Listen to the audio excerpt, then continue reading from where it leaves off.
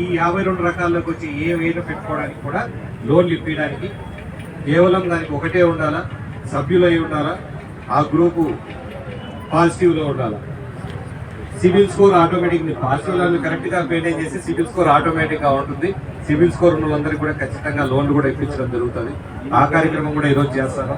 చాలా సంతోషం. కమలాపురంకి ఇప్పుడు 1,5 లక్షల రూపాయలు ఇవాళ ఇవ్వడం జరుగుతుంది.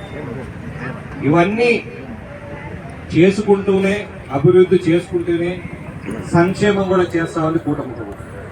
ఏవైనా చెప్పినట్టు ఉచిత బస్సు మీ అందరూ ఉపయోగపడుతుందమ్మా. ఉచిత బస్సు ఫ్రీగా పోతున్నారా? వెనకలు ఉన్న వాళ్ళంతా ఫ్రీ బస్సులు ఉపయోగం లేదా? మీరు బయటికి పోయి ఏదన్నా పని చేసుకోవాలన్నా, ఎక్కడికన్నా పోయి రావాలన్నా 100% ఉపయోగపడుతుంది. గ్యాస్ సిలిండర్లు ఉచితంగా ఇస్తా ఉన్నారు. సూపర్ 6లో చెప్పినవన్నీ మీరు కూడా చేస్తా ఉన్నాం. ఒకటి తప్పండి 90% పనులు పూర్తి చేస్తా ఉన్నాం. చెప్పనేటివి కూడా సూపర్ 6లో లేనేటివి. పెన్షన్ కూడా 4,000 రూపాయలు ఖచ్చితంగా అందరికి ఇస్తా ఉన్నారు. వికలాంగులు కూడా 6,000 రూపాయలు 1వ తారీఖున జీతాలు వస్తున్నాయో లేదో కానీ మాత్రం పెన్షన్లు అయితే ఖచ్చితంగా ఇవ్వడం జరుగుతూ ఉంది. ఇవన్నీ కూడా చెప్పిన దానికన్నా ఎక్కువే సంక్షేమాలు చేస్తా ఉంది కూటమి ప్రభుత్వం. ఇవన్నీ మీరు గుర్తుపెట్టుకోవాలా. డెవలప్మెంట్ ఆగకుండా పోయిన గవర్నమెంట్లో పేరుకే సంక్షేమ పథకాలు చెప్పారు కానీ దాంట్లో ఎంతమందికి అడ్డం చెప్పి ఎన్ని తీసేసినారు. ఏదో ఒక సొడ్డు పెట్టి కరెంటు బిల్లు ఎక్కువ వస్తుందనో, మోటార్ సైకిల్ ఉందనో, ఇంకోటనో చెప్పేసి సంక్షేమాలు తక్కువ ఇచ్చారు. సంక్షేమాలు ఇస్తానని చెప్పేసి డెవలప్మెంట్ తీసేసారు. కూటమి ప్రభుత్వంలో డెవలప్మెంట్ చేస్తా ఉన్నాం, సంక్షేమము చేస్తా ఉన్నాము. అలాగే సభ్యులందరికీ, మిగతా ఆడవాళ్ళందరికీ కానీ ఎవరికైనా కూడా వాళ్ళ కాళ్ళ మీద వాళ్ళు నిలబడాలి.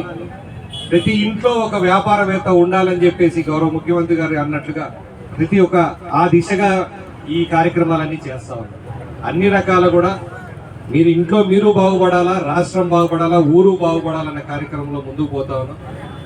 మీ అభిమానం ఇట్లనే చూపిస్తే మేము కూడా అంతకు 2 ఇంతలు పనిచేస్తామని చెప్పేసి రాబోయే కాలంలో కమలాపురంలో పూర్తిగా ఏవైతే డ్రైనేజ్ సమస్యలు ఉన్నాయో అవన్నీ కూడా ఐడెంటిఫై చేసాం.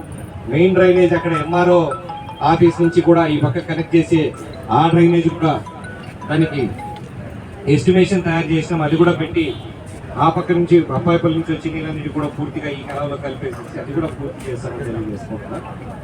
మా టార్గెట్ అయితే ఈ గవర్నమెంట్ ఈ 5 ఏళ్ల కాలం పూర్తి అయ్యే లోపల, మళ్ళా మేము ఎలక్షన్లకు పోయే లోపల ఏవేవైతే నిత్యావసర పనులు ఉన్నాయో కమలాపురంలో అన్నీ కూడా 100% పూర్తి చేస్తా ఉన్నాం.